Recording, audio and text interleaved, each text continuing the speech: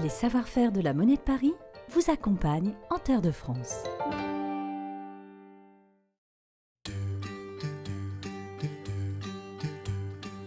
On est tous déjà arrivés dans une région où l'on ne connaît personne. Aucune rue, aucun monument, aucune tradition, rien. Même l'accent, on ne le comprend pas. Alors, dans ces moments-là, on a besoin d'un guide. Celui qui indique le chemin, qui connaît les secrets, qui partage sa culture. Et le guide aujourd'hui, c'est lui. Et pour l'aider dans son tour de France, il a fait appel à toutes les télés locales et régionales du pays. Tous ensemble, on a créé une émission ancrée au cœur des 36 000 communes et de leurs 60 millions d'histoires. Et vous allez voir que la proximité peut vous faire voir du pays. Cette émission, c'est Terre de France.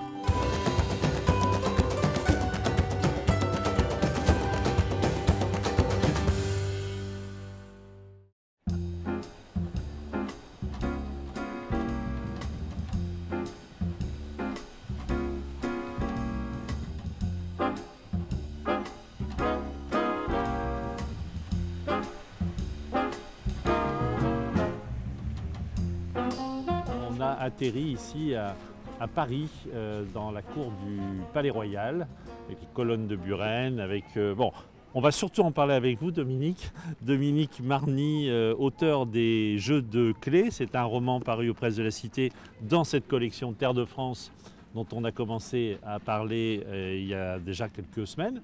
Alors vous avez une particularité, Dominique. Vous êtes auteur de très nombreux romans. Vous connaissez par cœur Paris, mais surtout vous êtes la petite nièce de Jean Cocteau. Oui. Et Jean Cocteau a un siège ici. Jean Cocteau a un siège. Enfin, voilà, il y a plusieurs sièges. Il y a Rimbaud, Victor Hugo, Cocteau. Il y a des sièges pour les poètes. C'est génial comme idée d'ailleurs. C'est une idée extraordinaire. Ces têtes bêches, ça c'est pas un vrai paquet, hein. C'est une sculpture. Non, c'est têtes bêches. Ça s'appelle des confidents. On peut se parler. Alors nous, on a chacun. Vous êtes Rimbaud, moi je suis Victor Hugo.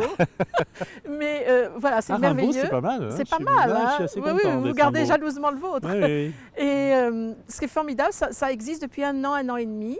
Et c'est un artiste qui a eu cette idée de reprendre les sièges d'autrefois, ces sièges connus dans les parcs parisiens, et d'attribuer un confident à comme je disais, des poètes du monde entier. Et si on a un petit écouteur, on peut le brancher là et on entend les poèmes. Voilà, si on a un écouteur, on le branche et on a un poème de Darwish, de Colette, d'Hugo, etc. Et voilà, si on est tout seul et qu'on a envie de parler ou d'écouter quelqu'un, on se met là. Tous vos romans se passent à Paris? Pas tous, mais beaucoup. Presque tous, oui. Oui, presque tous, parce que je suis née à Paris, j'y ai toujours vécu. J'adore cette ville, je suis vraiment une Parisienne pure et dure. J'aime le bitume, j'aime l'ambiance de Paris. Je trouve que chaque fois qu'on se promène, on découvre quelque chose. Et je suis particulièrement attachée au Palais Royal, que je connais depuis que je suis très très petite. Je venais m'y promener. Et ce que je trouve formidable dans ces jardins, c'est que si on ne sait pas qu'ils existent, eh bien on n'y va pas. On passe à côté, c'est entouré de rues, c'est clos de murs, c'est mystérieux. C'est un endroit que vous aimez vraiment beaucoup. Ah oui. Et d'autant plus que votre ancêtre, hein, c'est la famille Cocteau, habitait là, pas loin. Oui, alors Jean Cocteau était le frère de mon grand-père. Il habitait à l'autre extrémité du jardin. On rentrait par la rue de Montpensier, au 36, et il était pratiquement à côté du théâtre du Palais Royal. Et il a commencé à s'installer en 1940, au début de la guerre.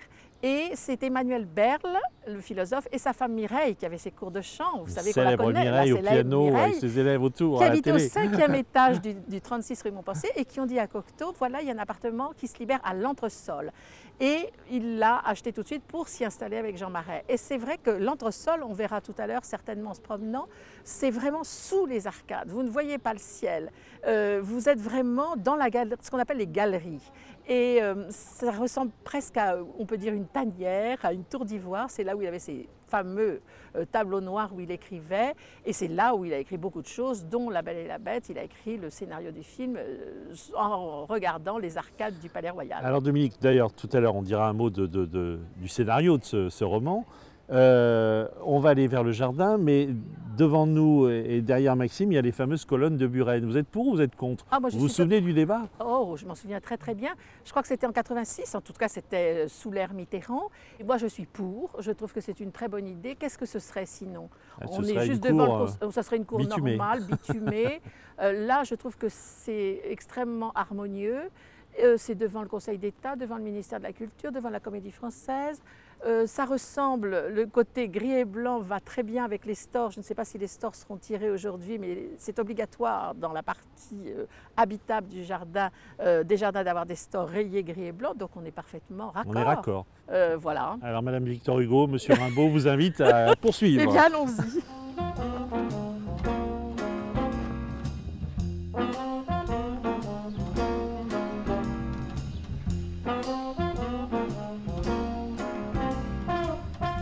Alors on est assis devant l'appartement de Jean Cocteau, oui, qui a vécu là entre 1940 et 1963.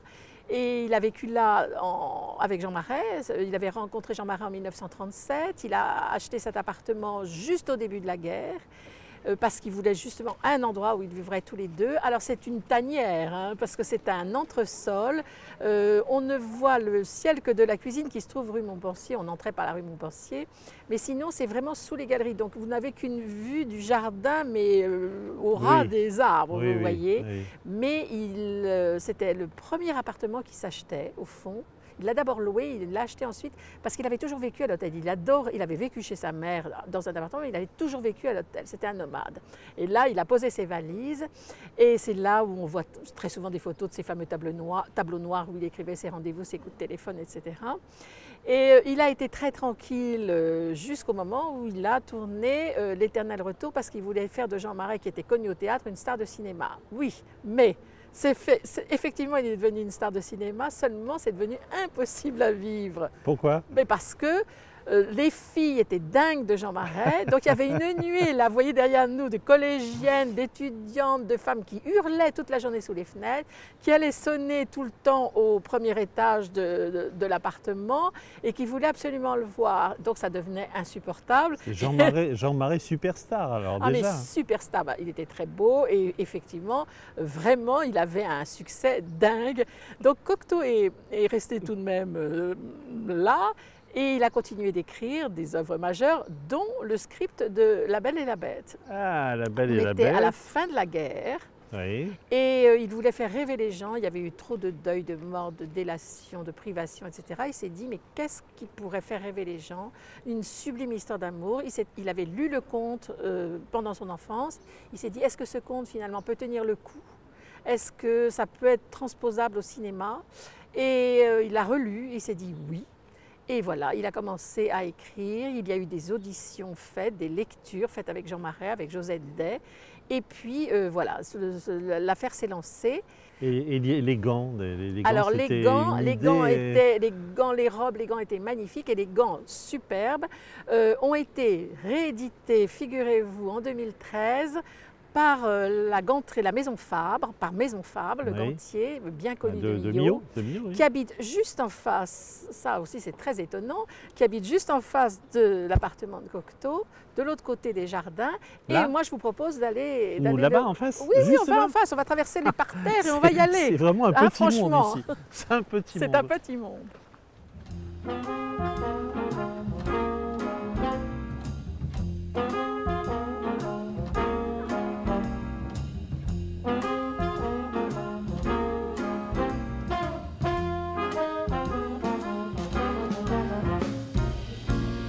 Là, Dominique, on est devant une photo avec ces fameux gants de La Belle et la Bête.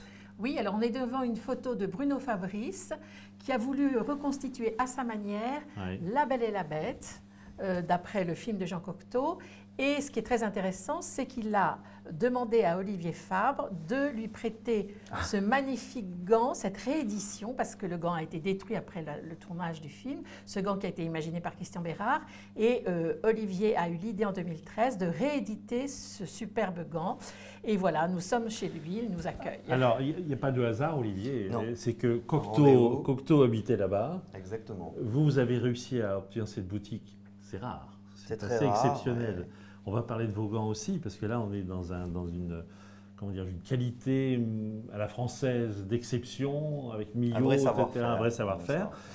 Alors, ces gants, on ne peut pas les voir en vrai parce que... Ils n'existent plus.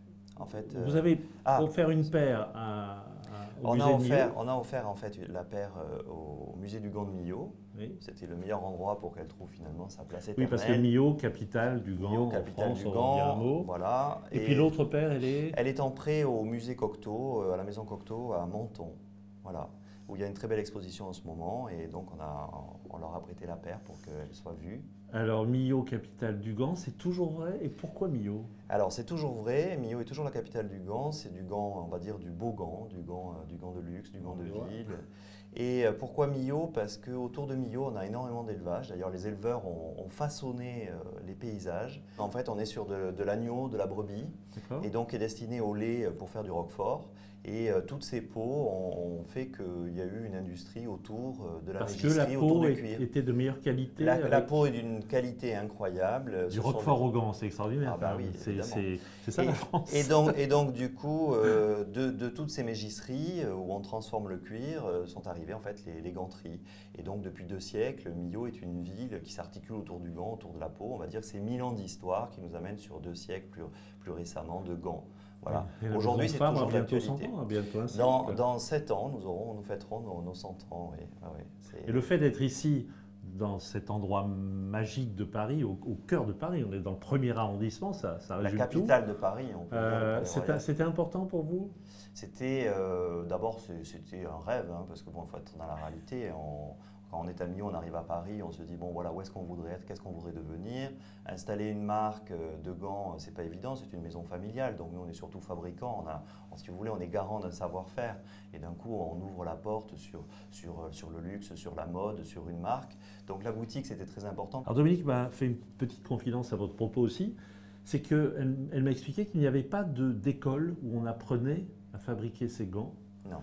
Donc c'était de la transmission à l'intérieur même des entreprises qui subsistent. Mais vous avez bien envie de créer quelque chose. Hein. En fait, on s'est associé avec l'ensemble des professionnels du cuir. Donc là, on parle tout métier confondu, d'abord sur un territoire, l'Aveyron, et puis plus généralement sur une région, l'Occitanie. Et dans l'idée, on voudrait pérenniser nos métiers, bien sûr, permettre à ceux qui existent de durer. Et la formation, le passage, si vous voulez, le relais, le flambeau qu'on peut avoir dans un atelier, il faut absolument aider. Et la première chose du savoir-faire, c'est le faire savoir. Donc on communique pour attirer des personnes qui voudraient avoir envie d'apprendre ces métiers. Donc ça, ce sont des projets qu'on est en train de mettre en place de façon collégiale pour mutualiser et permettre aux entreprises d'avoir un vivier, peut-être même d'attirer d'autres. Bien sûr, et créer des emplois. Créer des emplois. On a créé donc ce pôle il y a juste 1 an et demi et on a réussi sur les 18 entreprises présentes dans ce pôle à embaucher 50 personnes en 1 an et demi. Donc là, c'est vraiment du Made in France, c'est du savoir-faire, c'est cette excellence à la française qu'on voit ici avec cette paire qui est une exception. Hein. Certes, mais magnifique. Elle est unique. Ah, oui. Bon, on va regarder les autres photos. Tiens.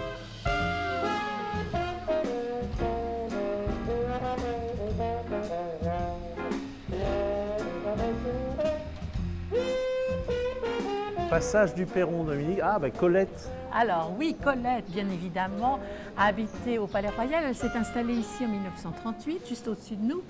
Et elle est morte en 1954, si je ne me trompe pas. Et elle a toujours vécu dans cet appartement pendant ces années-là. Et alors, elle était la voisine du restaurant Le Véfour. On va passer devant tout à l'heure. Ah, le célèbre Véfour. Donc, elle allait beaucoup au Véfour parce qu'elle était très gourmande. Vous savez qu'on connaissait lettres aux cuisinières, ses lettres sur la nourriture, sur la gastronomie, etc. Oui. Et puis, elle avait comme voisin Jean Cocteau, qui lui était Galerie Montpensier. Il y a 3 galeries ici. La Galerie Valois chez Olivier Fabre, où on était tout à l'heure.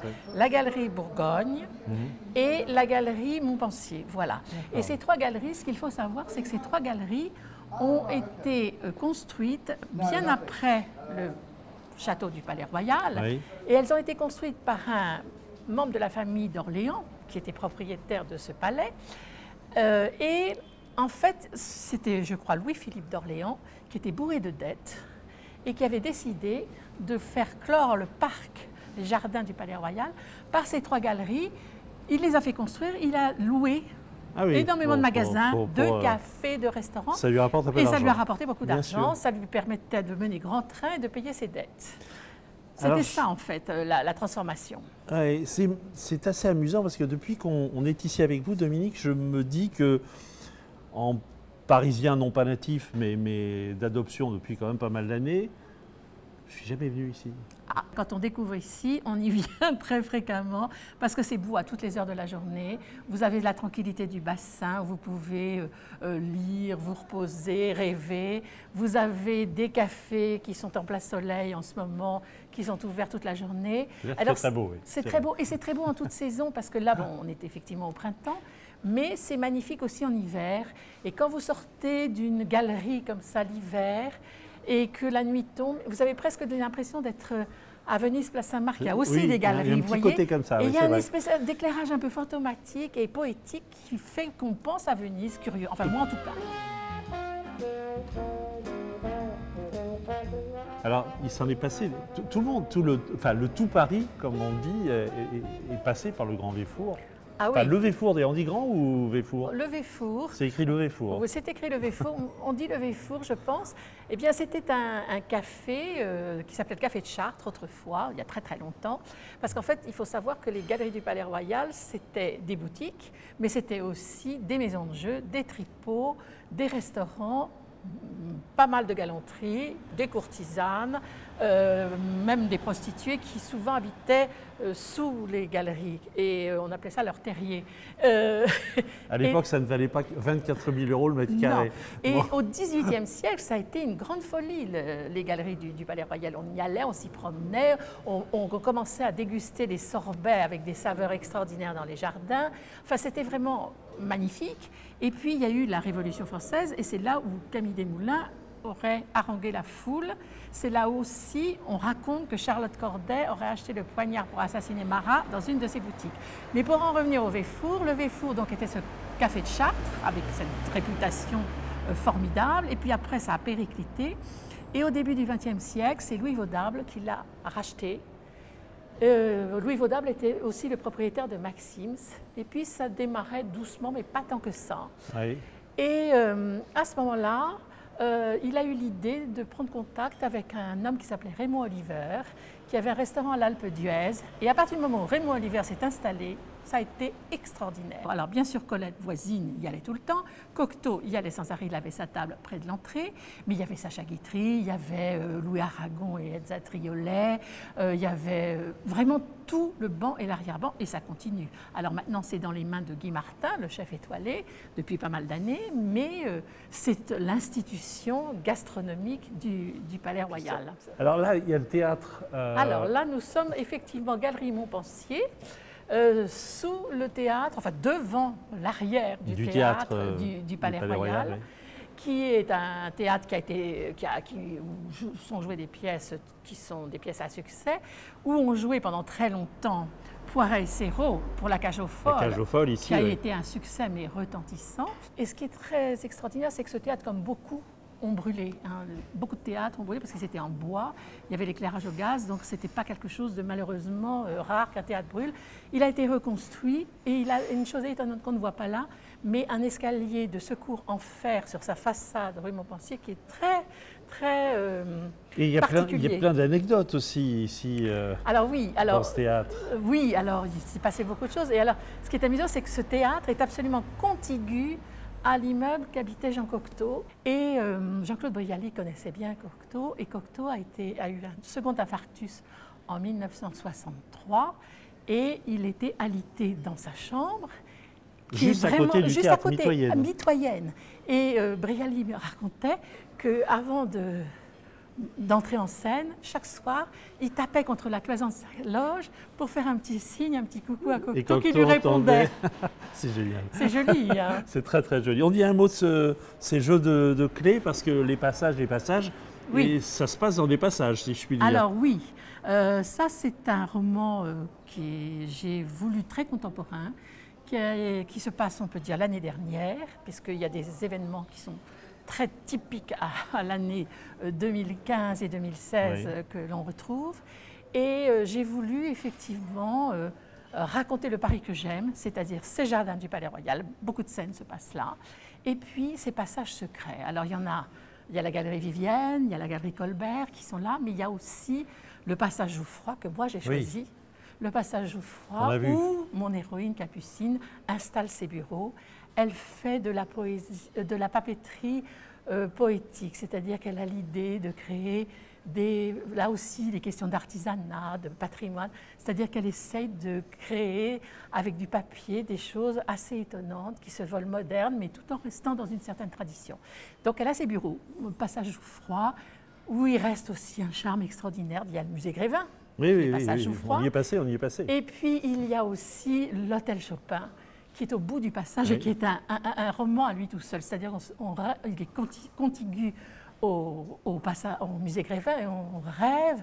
C'est pas difficile d'imaginer tout ce qu'on veut dans ce passage. Il y a des libraires, il y a beaucoup de magasins de jouets. Même un fabricant de cannes. Un fabricant de cannes extraordinaire. Et voilà, donc c'était pour moi un théâtre. En fait, c'est ça. Les passages sont des théâtres à ciel demi-ouvert parce que vous avez cette espèce de lumière zénitale qui tranche avec la lumière des vitrines et vous ne savez plus très bien où vous êtes, si vous êtes dans la journée, dans la nuit, si vous êtes dans une réalité ou dans le rêve. Et c'est ça que je voulais rendre aussi. Et Aragon se promenait beaucoup dans les passages, c'était sa grande promenade dans Paris. Et justement, il parlait de cette fameuse lumière zénitale qui brouille tout. Et puis vous êtes dans Paris sans savoir où vous êtes perdu au fond. Quand vous êtes dans un passage fermé, enfin fermé, oui, pas comme ici, pas ouvert sur un jardin. Quand vous êtes dans un passage, vous pouvez être partout et nulle part. C'est ça qui est formidable.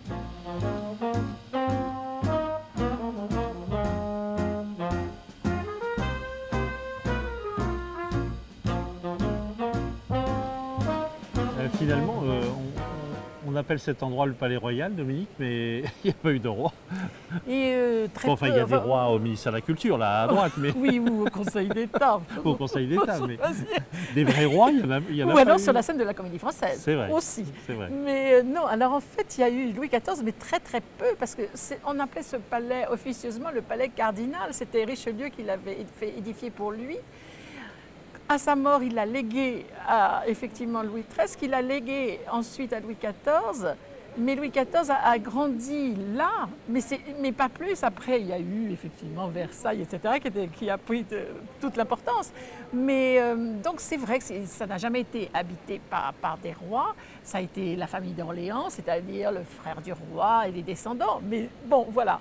Mais comme vous le disiez, il y a des rois, je vous dis, hein, il y a beaucoup de rois sur la scène de la Comédie Française. Et justement, la Comédie Française, on ne peut pas quitter ce lieu sans évoquer la Comédie Française. Bien et sûr. Quand même, comment peut-on la qualifier? C'est le théâtre classique français? C'est le théâtre classique français qui sait très bien, aujourd'hui, je trouve, suivre l'air du temps de façon intelligente. Je trouve que c'est très remarquable. C'est vrai qu'il y a beaucoup d'enfants qui viennent à la Comédie Française aujourd'hui. Oui, et il y a beaucoup d'enfants, et c'est une formidable manière de voir des pièces, parce qu'ils étudient les pièces à l'école, mais je trouve que de les voir jouer, regardez, ils passent derrière nous d'ailleurs. Ils passent derrière nous. Voilà.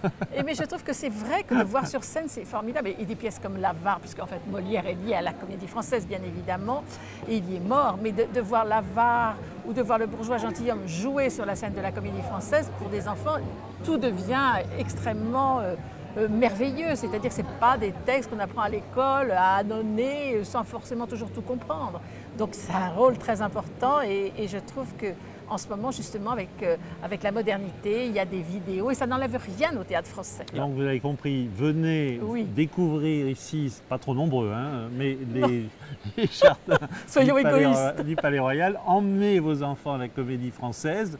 Voilà, venez passer un peu de bon temps et regardez ces magnifiques boutiques qui sont tout autour. Merci beaucoup Dominique de nous avoir fait découvrir ou redécouvrir ce lieu magique au cœur de Paris. Après le Pays Basque et la Provence, voici le 3e épisode de notre série sur les pièces de la Monnaie de Paris. Un voyage à travers les régions de France avec le regard du célèbre créateur Jean-Paul Gaultier.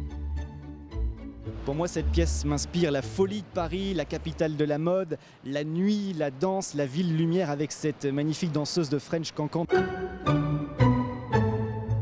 On voit la belle jambe élancée de la danseuse avec sur la tête la crête iroquoise et le corset, bien sûr, le signé Jean-Paul Gaultier. C'est un très beau symbole de l'Île-de-France.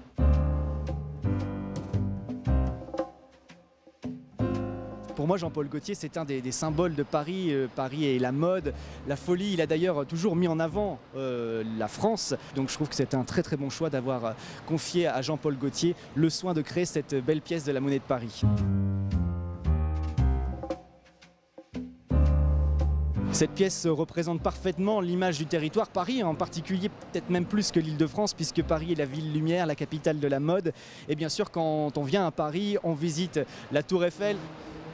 Quand on vient à Paris, on peut très bien acheter en souvenir cette belle pièce qui a de la valeur évidemment puisqu'elle coûte 10 €, mais bien plus avec Jean-Paul Gaultier. Et puis on peut l'offrir aussi tout simplement à des amis, mais personnellement je la garderai rien que pour moi.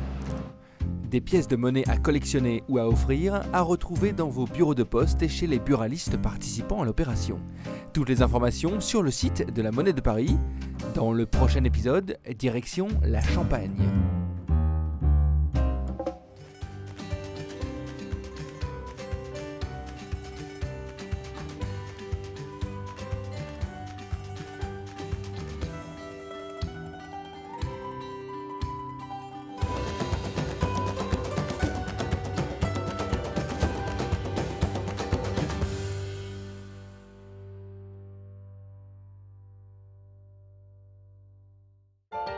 Les savoir-faire de la Monnaie de Paris vous accompagnent en terre de France.